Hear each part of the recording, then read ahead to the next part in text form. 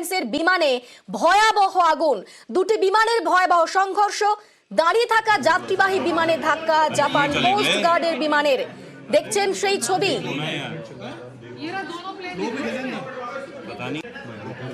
টোকিওর হানাদা বিমানবন্দরের ঘটনা। যাত্রীবাহী বিমানটি নামার সময় ধাক্কা মারে ওই কোস্ট গার্ডের বিমানটিকে, আর তখনই আগুন লেগে যায়।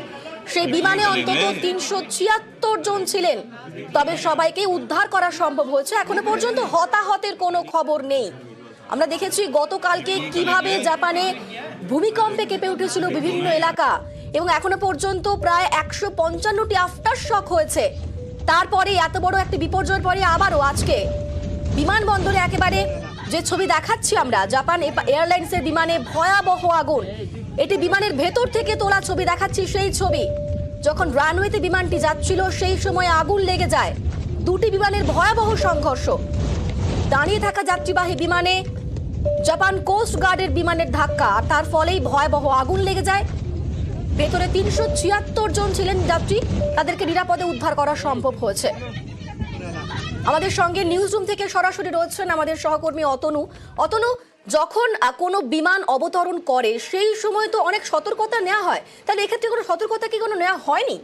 না, সেটা এখনই বলা সম্ভব নয়, এভাবে বলা সম্ভব নয়। তবে একটা কথা ঠিকই বলেছো অরিন্দিতা, তা হলো জাপানের জন্য এই বছরটা খুব একটা ভালো শুরু হলো না। গতকালের এই ভয়ানক দুর্ঘটনা, অর্থাৎ ভয়ানক ভূমিকম্প এবং তারপরে সুনামি, তারপরে আজকের যে দুর্ঘটনার খবর আমরা পাচ্ছি মোটেও ভালো না। আমি একটু চট করে দেখাতে চাইবো যে বিমানটি আসছিল, যাত্রীবাহী বিমান, ৩৭৬ জনের উপর যাত্রী ছিলেন। অর্থাৎ এই বিমানটি সাপ্পোরো থেকে আসছিল হানেদা পর্যন্ত। এই হানেদা এয়ারপোর্টে যখন আসছেন, বলে রাখি আমি একবার, 1 ঘন্টা 35 মিনিট লাগে। আমাদের গুগল থেকে আমরা যখন চেক করছি দেখছি 1 ঘন্টা 35 মিনিট লাগে সাপ্পোরো থেকে হানাদায় আসতে, এবং এটাও কিন্তু সেই উত্তর পশ্চিম দিক থেকেই আসে। এসে যখন হানেদা এয়ারপোর্টে নামছে, ঠিক নামার সময় কোস্ট গার্ডের একটি বিমানের সঙ্গে কোয়ালিশন হয় এবং তাতে দাউ দাউ করে আগুন লেগে যায় পুরো বিমানে। মনে রাখতে হবে ৩৭০ জনের উপর যখন একটা বিমানে রয়েছে, তখন সেই বিমানে আগুন লেগে যাওয়া মানে কি ভয়াবহ ঘটনা হতে পারে, এবং খুব দ্রুত আগুন ছড়িয়ে পড়ে। এই ধরনের ঘটনা কিভাবে হতে পারে তা নিয়ে প্রশ্ন উঠবে, বারবার প্রশ্ন উঠবে, যাত্রী সুরক্ষা কি ছিল, যাত্রী নিরাপত্তা কি ছিল। কিন্তু প্রথম প্রশ্ন যেটা উঠবে তা হলো কি করে দুটো বিমান একই রানওয়েতে চলে আসে।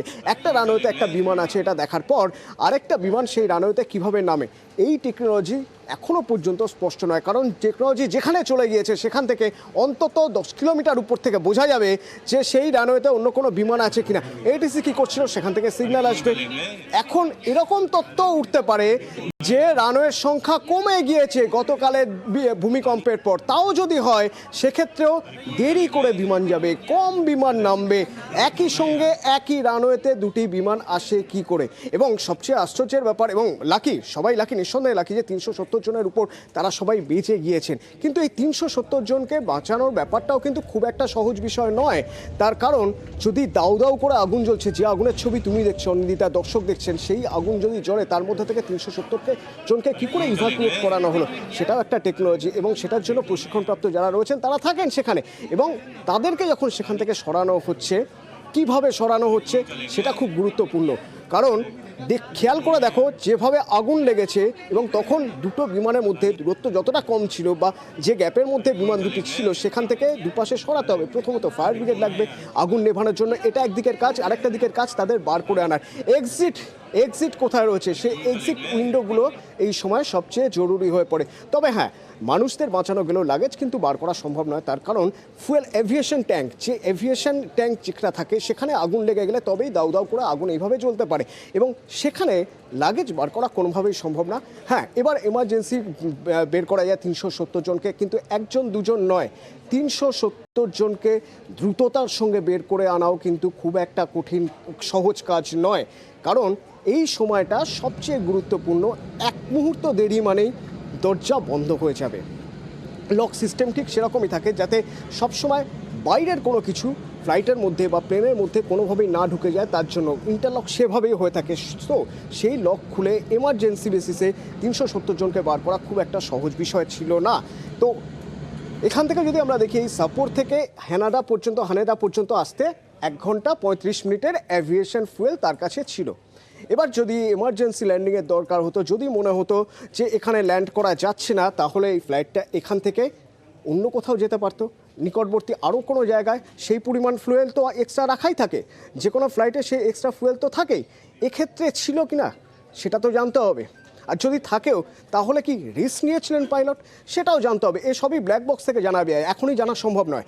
কিন্তু প্রথম প্রশ্ন উঠবে এটিসির দায়িত্বে যারা ছিলেন, যারা সিগন্যালিংয়ের দায়িত্বে ছিলেন, তারা কি করছিলেন, ভুল কোথায় ছিল, কিভাবে একটা রানওয়েতে একটা প্লেন থাকার পরেও আরেকটা প্লেনকে সেখানে নামার অনুমতি দেওয়া হয়। আর যখন অনুমতি দেওয়া হয়েছে তারপরে আসবে এবার পাইলটের ভূমিকা নিয়ে প্রশ্ন। তার কারণ পাইলট যখন নামার অনুমতি পেয়েছেন, পাওয়ার পরেও তিনি গ্রাউন্ড ক্লিয়ারেন্স, রানওয়ে ক্লিয়ারেন্স খেয়াল রাখতে পারছেন কিনা, ভিজিবিলিটি কি জিরো ছিল, ভিজিবিলিটি ছিল না, সেগুলো সবই দেখতে হবে। তবে একটা কথা বলাই যায়, দুর্ঘটনা ভয়াবহ, এ বিষয়ে কোনো সন্দেহ নেই। জাপানের জন্য বছরের শুরুটা মোটেও ভালো হয়নি, কোনো সন্দেহ নেই। কিন্তু সব খারাপের মধ্যে ভালো একটাই, সব যাত্রী নিরাপদে এখনো পর্যন্ত যে খবর পাওয়া যাচ্ছে।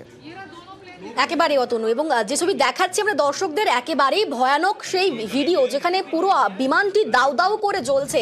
যখন রানওয়েতে নামে সেই সময়কার ছবি দেখাচ্ছি আপনাদের, তখনই কিন্তু আগুন লেগে যায়।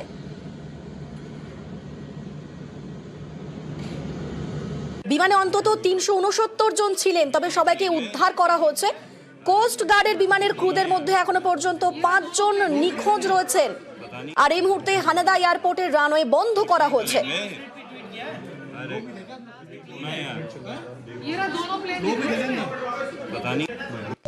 আর এবার দেখুন বিমানের ভেতরের সেই ছবি, যে ছবি দেখাচ্ছি আপনাদের, যখন রানওয়েতে নেমে গিয়েছে প্লেন এবং যখন আগুন লেগে গিয়েছে সেই সময় বিমানের ভেতর থেকে তোলা সেই ছবি। আর বিমানের মধ্যেও একেবারে ধোঁয়ায় ধোঁয়ায় পুরো ভরে গিয়েছে পুরো বিমানের মধ্যে। বাইরে আগুন জ্বলছে, ভেতরে ধোঁয়ায় ভরে গিয়েছে। বিমানের ভেতর থেকে তোলা সেই ছবি দেখাচ্ছি। গতকালকে যে ভয়াবহ ভূমিকম্প হয়েছে, এখনো পর্যন্ত বহু মানুষের মৃত্যু হয়েছে, তারপর আবার আজকের এই দুর্ঘটনা। আর এই মুহূর্তে আমাদের সঙ্গে রয়েছেন পাইলট অরিন্দম দত্ত। অরিন্দম বাবু, একটি রানওয়ে যখন বিমান নামে তখন কিন্তু সে বিমানে সবকিছু একেবারে চেক করে দেখা হয় পুরোপুরি ক্লিন রয়েছে কিনা। তো একই রানওয়ে দুটি বিমান কিভাবে নামা সম্ভব হলো? এটা একটা বড় প্রশ্ন। একই রানওয়েতে দুটো বিমান কখনোই আসা সম্ভব নয়। আর যেখানে এয়ারবাস 350 একটা বড় এয়ারক্রাফট 400 প্যাসেঞ্জার ক্যারি করতে পারে, সেখানে একটা ছোট এয়ারক্রাফট, কোস্ট গার্ডের ছোট এয়ারক্রাফটই হবে, তাকেও রানওয়েতে নিয়ে এসে, এটা ডেফিনেটলি একটা বড় ভুল হয়েছে। এটা এখন ভুল আমি এখান থেকে বলছি, এভাবে কি কারণে কোথায় কি ভুল হয়েছে সেটা একটা তদন্ত সাপেক্ষ। বাট এটা কখনোই সম্ভব নয় একই রানওয়েতে দুটো এয়ারক্রাফট একটা পয়েন্টে চলে আসে। আপনি দেখুন যে এয়ারক্রাফটটাতে আগুন ধরেছে, বড় এয়ারক্রাফট এয়ারবাস 350 পেছন দিকে আগুনটা লেগে রয়েছে। দ্যাট মিনস এয়ারক্রাফটটা ল্যান্ড করতে আসছে, আর যেই এয়ারক্রাফটটা পেছনে ছিল সেটা কিন্তু পেছন থেকে আইদার টেক অফ বা দাঁড়িয়ে ছিল, এরকম একটা সিচুয়েশনে হয়েছে। তো ইম্প্যাক্টটা কিন্তু পেছন দিকে হয়েছে, এয়ারক্রাফটের পেছন দিকে। তো দুটো এয়ারক্রাফট একই টাইমে একই পয়েন্টে চলে আসা, ইটস কোয়াইট ডেঞ্জারাস। এটা অবশ্যই maybe pilot fault, maybe ATC fault, কিন্তু ফল্ট কারো না কারো হয়েছে। বাট কার পার্টিকুলার সেটা এই মুহূর্তে তদন্ত না করে বলা যাবে না। But it's really dangerous. বেশ, ধন্যবাদ। আর যে ছবি দেখাচ্ছি আপনাদের, জাপানে এয়ারলাইন্সের বিমানে ভয়াবহ আগুন, দুটি বিমানের ভয়াবহ সংঘর্ষ। আপনাদের আরো একবার জানিয়ে রাখি, যাত্রীবাহী বিমানের ধাক্কা, জাপান কোস্ট গার্ডের বিমানের টোকিওর হানেদা বিমানবন্দরের ঘটনা। সিনচিটোস বিমানবন্দর থেকে আসছিল যাত্রীবাহী বিমানটি, আর বিমানে অন্তত ৩৬৯ জন ছিলেন। আর যখন রানওয়েতে সেই যাত্রীবাহী বিমানটি নেমেছে তখন আগুন লেগে যায় সেখানে। আর সেই মুহূর্তের ছবি দেখুন, বিমানের ভেতর থেকে তোলা ছবি। বিমানের মধ্যেও ধোঁয়ায় ঢেকে গিয়েছে, রীতিমতো আতঙ্কিত রয়েছেন যাত্রীরা।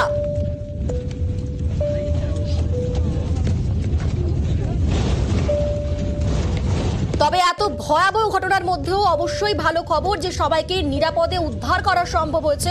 কিন্তু এখনো পর্যন্ত কোস্ট গার্ডের বিমানের ক্রুদের মধ্যে ৫ জন নিখোঁজ রয়েছেন। আর ইতিমধ্যেই এয়ারপোর্টের রানওয়ে বন্ধ করা হয়েছে। আমরা কথা বললাম পাইলট অরিন্দম দত্তর সঙ্গে, তিনি যেমনটা বললেন যে কারো না কারো ভুল তো অবশ্যই রয়েছে, কারণ একই রানওয়েতে দুটি বিমান কিভাবে নামলো, সেখানে পাইলটের ভূমিকা ঠিক কী ছিল, এই পুরো বিষয়টি একেবারে তদন্ত সাপেক্ষ। এখনই স্পষ্ট করে কিছু বলা সম্ভব নয়।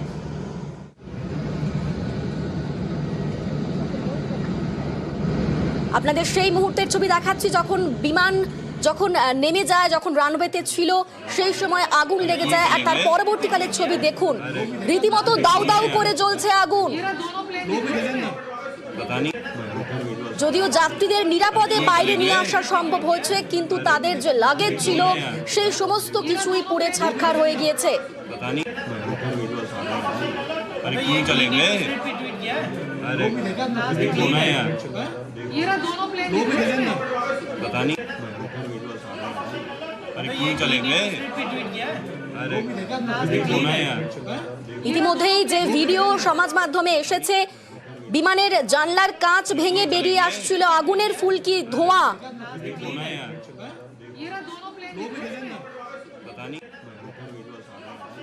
अरे क्यों चलेंगे? সিনচিটোস বিমানবন্দর থেকে আসছিল যাত্রীবাহী বিমানটি, আর সেই বিমানে ৩৬৯ জন ছিলেন। তবে তাদের সবাইকেই উদ্ধার করা সম্ভব হয়েছে। चलेंगे? अरे देखो ना यार। আমাদের সঙ্গে সরাসরি নিউজ রুম থেকে আছেন আমাদের সহকর্মী অতনু। যেমনটা বলছিলাম যে ৩৬৯ জনকে নিরাপদে উদ্ধার করা সম্ভব হয়েছে, কিন্তু এখনো পর্যন্ত কোস্ট গার্ডের বিমানের ক্রুদের তাদের মধ্যে ৫ জন নিখোঁজ রয়েছেন।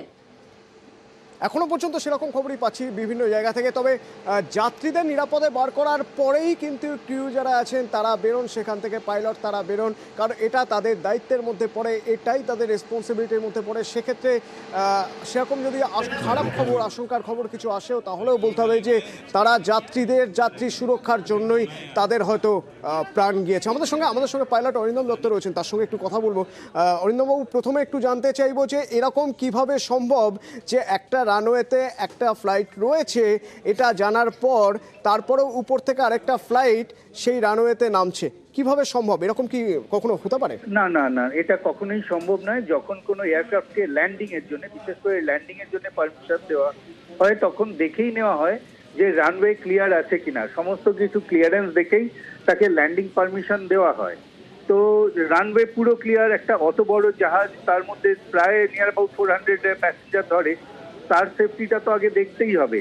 সেখানে একটা ছোট এয়ারক্রাফট চলে এলো, কোস্ট গার্ডের ইন জেনারেল ওয়েতে ছোট এয়ারক্রাফটই হয়, তো সেটা চলে এলো বা সেটা রয়েছে, সেটা না দেখে অন্য এয়ারক্রাফট এসে গেল, এটা ভীষণই ডেঞ্জারাস একটা মুহূর্ত।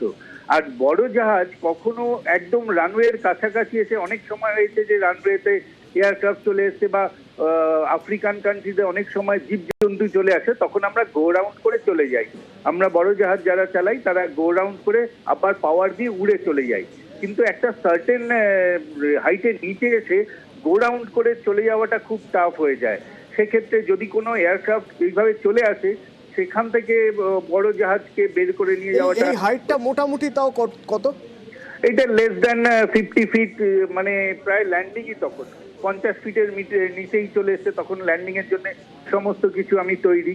মানে এরকম কি কখনো সম্ভব যে ভিজিবিলিটি প্রায় নীল, অনেক কম ভিজিবিলিটি, তখন বাধ্য হয়ে ল্যান্ড করতে হচ্ছে, তখন 50 ফিটের নিচে চলে এসেছিল, নিচে বিমান দেখতে পারেনি, এরকম সম্ভাবনার জায়গাও কি তৈরি হয় কখনো? না, ইন জেনারেল যারা যখন ভিজিবিলিটি নীল, তখন অটো ল্যান্ডিং এ বড় বড় এয়ারক্রাফট অনেক সময় ল্যান্ড করানো যায়, কিন্তু সেখানে পাইলটকে সেই ট্রেনিং এ একদম দক্ষ থাকতে হয়। অটো ল্যান্ডিং এর জন্য পাইলটকে যা যা করতে হয় সেগুলো কন্টিনিউয়াস করে যেতে হয়। কিন্তু সেক্ষেত্রে রানওয়েকে ক্লিয়ার থাকতেই হবে। সেটা মানে গ্রাউন্ডে যারা থাকবে, এটিসি হোক, রানওয়ে ইন্সপেকশন যারা করে, টোটাল এয়ারপোর্ট অথরিটি, তাকে ভীষণ কসাস থাকতে হয় এবং সমস্ত কিছু ক্লিয়ারেন্স দেওয়ার পরে জিরো ভিজিবিলিটিতে এয়ারক্রাফট ল্যান্ড করানো যায়। অরিন্দমবাবু, আমাদেরও এটাই ভাবাচ্ছে যে যদি সেরকম পরিস্থিতি হতো যে এখানে ল্যান্ড করা যাচ্ছে না, তারপরে ওর কাছে যা ফুয়েল রয়েছে তাতে খুব কাছেই, ওরা 1 ঘন্টা 35 মিনিটের একটা জার্নি আসার পর ওর কাছে যা ফুয়েল ছিল তাতেও ওখান থেকে ঠিক দূরে, কিছুটা দূরেই, অন্তত ঘন্টাখানেক দূরে আরও একটা ফ্লাইট এয়ারপোর্ট ছিল যেখানে ল্যান্ড করতে পারতো। সেটা না করেও কেন এখানে ল্যান্ড করতে গেল ওই ফ্লাইট? তাহলে কি যারা এটিসি থেকে যারা নির্দেশ দিচ্ছিলেন তাদের কাছে কনসেপ্ট ক্লিয়ার ছিল না ওই রানওয়েতে অন্য কোনো ফ্লাইট আছে কিনা? এটার সম্ভাবনা বেশি যে এয়ারক্রাফট হয়তো ছোট এয়ারক্রাফটকে কোনো একটা ইনস্ট্রাকশন দিয়েছে বা তারা সেটা বুঝতে পারেনি, হয়তো বলেছে রানওয়ে ক্রস করে চলে যেতে। অনেক সময় অনেক ট্যাক্সিওয়ে আছে যেগুলো রানওয়ে ক্রস করে যায়, আমাদের দিল্লিতে, বম্বেতে এরকম প্রচুর ট্যাক্সিওয়ে আছে। সেটা ক্রস করতে গিয়ে হয়তো ক্রস করতে পারেনি বা এই ভিজিবিলিটির জন্য সে ভুল করে রানওয়েতেই দাঁড়িয়ে পড়েছে, হতে পারে এই এই ভুল বোঝাবুঝি এটিসি আর পাইলট বা যারা ক্রু মেম্বার তাদের মধ্যে অনেক সময় হয়ে থাকে। এটা মানে এটা খুব ন্যাচারাল ব্যাপার, কিন্তু এই ভুল বোঝাবুঝিটা যতটা নিউট্রালাইজ করা যায় এভিয়েশনে সেটাই কিন্তু দেখতে হয়। বাট রানওয়ে ক্লিয়ার থাকতে হবে ডিউরিং ল্যান্ডিং, এটা straight and first and foremost কথাবার্তা। সে যে কোনো পরিস্থিতিই হোক, যদি কোনো এয়ারক্রাফট দাঁড়িয়ে পড়ে রানওয়ের ওপর, আগেই তাকে ইনস্ট্রাকশন দেওয়া উচিত তুমি গো রাউন্ড করে বেরিয়ে যাও। আর আমাদের কাছে এক্সট্রা ফিউল থাকে, তাতে 1 ঘন্টা ফ্লাই করে অন্য এয়ারপোর্টে ল্যান্ড করা সাফিসিয়েন্ট ফিউল তো আমাদের কাছে থাকেই। ঠিকই, এবং আমরা সেটাই দেখছিলাম যে আশপাশে খুব কাছাকাছি এয়ারপোর্ট আর কি আছে। আমরা দেখলাম 1 ঘন্টার মধ্যেই আরও একটা এয়ারপোর্ট রয়েছে যেখানে ল্যান্ড করা যেত, কিন্তু সেটা হয়নি। তবে অরিন্দমবাবু, সবচেয়ে গুরুত্বপূর্ণ জায়গা যেটা হলো তা হলো যে এই ধরনের একটা দুর্ঘটনা, পুরো ফ্লাইটটাতেই আগুন ধরে গিয়েছে, সেখান থেকে 370 জনের উপর প্যাসেঞ্জার, তাদেরকে ইভাকুয়েট করানো সম্ভব হয়েছে। এটা নিঃসন্দেহে ভালো খবর, কিন্তু কিভাবে হয় ইভাকুয়েশনের কাজ, এই ধরনের কাজ কিভাবে সম্ভব? মানে আমরা এখানে দাঁড়িয়ে সত্যি ভাবতে পারছি না যে 370 জনকে দাউ দাউ করে আগুন জ্বলছে, তার মধ্যে থেকে ইভাকুয়েট করানো হয়েছে, কিভাবে হয়? ক্রুদের মানে হ্যাটস অফ করতে হয়।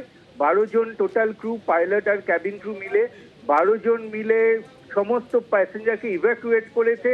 এবং পাইলটরা তো আরো পরবর্তীকালে মানে সবাই বেরিয়ে যাওয়ার পর পাইলটকে পুরো ভেতরে চেক করতে হয়, মানে আগুন ধরুক ধোয়া থাকুক, ককপিট থেকে বেরিয়ে যতটা যেতে পারবে, মানে আগুন জ্বলছে সেই অবধি হেঁটে পেছন দিকে আসতে হবে, এসে দেখতে হবে যে কেউ আছে কিনা, তারপর সে এয়ারক্রাফট থেকে বেরোতে পারে। This is law.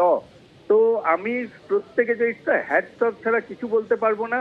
অসাধারণ একটা অ্যাক্টিভিটি এবং দক্ষতার সাথে এতগুলো প্যাসেঞ্জারকে বের করে, ক্রুদের বের করে পাইলটরা তারপর বেরিয়েছে, মানে এ অবিশ্বাস্য ব্যাপার।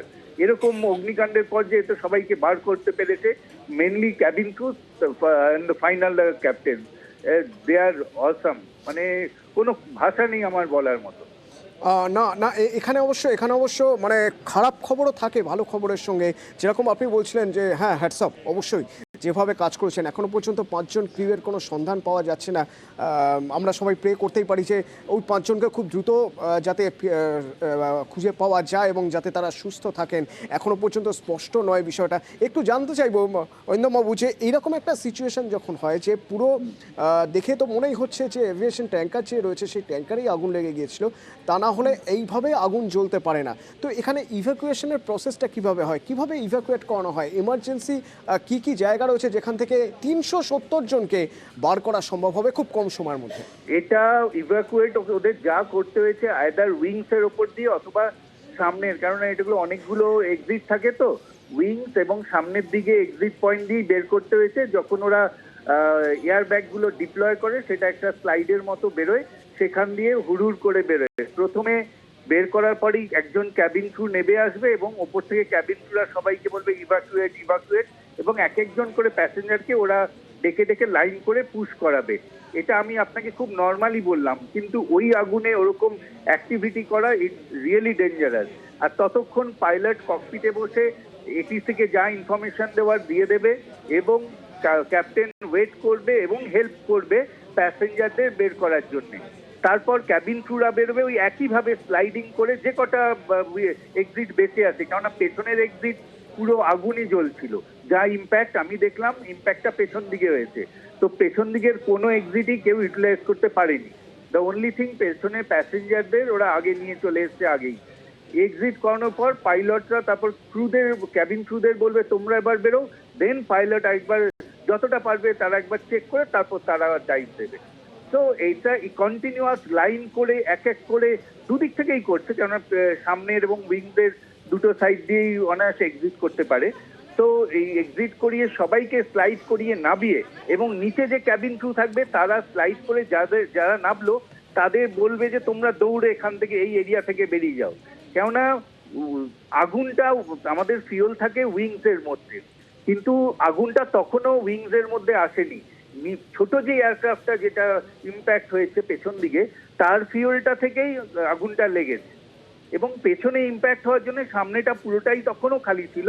সেই জন্য সামনে দিয়ে নামিয়ে নিচের ক্যাবিন ক্রুরা বলবে তোমরা দৌড়ে এই এরিয়া থেকে বেরিয়ে যাও। তো এই যে প্রসেসটা, এটা আমরা হয়তো 2 বছরে একবার প্র্যাকটিস করি, হয়তো আগুন থাকে না কিন্তু আমাদের প্র্যাকটিস করতে হয়। এই ড্রিলগুলো যখন প্র্যাকটিস করি তখন আমরা অনেক হাসতে হাসতে প্র্যাকটিস করি, বাট এটা যে একটা এক্সাম্পল আমরা পেলাম, আমি তো রিয়েলি বলছি, আমি কি বলবো, আমি আমার কোনো ভাষা খুঁজে পাচ্ছি না। থ্যাংক ইউ অরিন্দম বাবু। তো অনিন্দিতা, আমরা বলছিলাম না যে বছরটা খুব একটা ভালো শুরু হয়নি জাপানের জন্য। গতকালের ভূমিকম্পের কথা বলছিলাম, সুনামির কথা বলছিলাম, আমরা গতকাল থেকে বলছিলাম যে জাপানের এই উত্তর পশ্চিম দিকটা সবচেয়ে গুরুত্বপূর্ণ, সুনামি সবচেয়ে বেশি আশঙ্কা ছিল এই দিকটাতে। তো মজার ব্যাপার দেখো এবার যে প্রাকৃতিক দুর্যোগের হাত থেকে বাঁচার জন্যই আসছিলেন এই সাপ্পোরো থেকে হানাদা এয়ারপোর্টে টোকিওর এখানে আসছিলেন 370 জন। আবার আরেকটা দিক দেখো, এইখানে কোস্টগার্ডের যে প্লেনটা যেটার সঙ্গে ধাক্কা লেগেছে, সেই কোস্টগার্ডের প্লেনটা যাচ্ছিল এই নিগাটা এয়ারপোর্টে, এখানে যারা দুর্গত রয়েছেন তাদের জন্য, তাদের রিলিফ পৌঁছে দেওয়ার জন্য। অথচ ওই 6 জন ছিলেন ক্রিউ ওই কোস্টগার্ডের প্লেনে, তাদের মধ্যে থেকে 5 জনকে এখনও খুঁজে পাওয়া যায়নি, একজন জীবিত রয়েছেন। আর যারা সাপ্পোরো থেকে আসছিলেন, সেই সাপ্পোরো থেকে আসা তারা প্রত্যেকেই সুস্থভাবে বেরোতে পেরেছেন, তবে এখনও কয়েকজন ক্রিউ মিসিং। একেবারে, আর আমাদের সেই খবরের দিকেই নজর অবশ্যই থাকবে।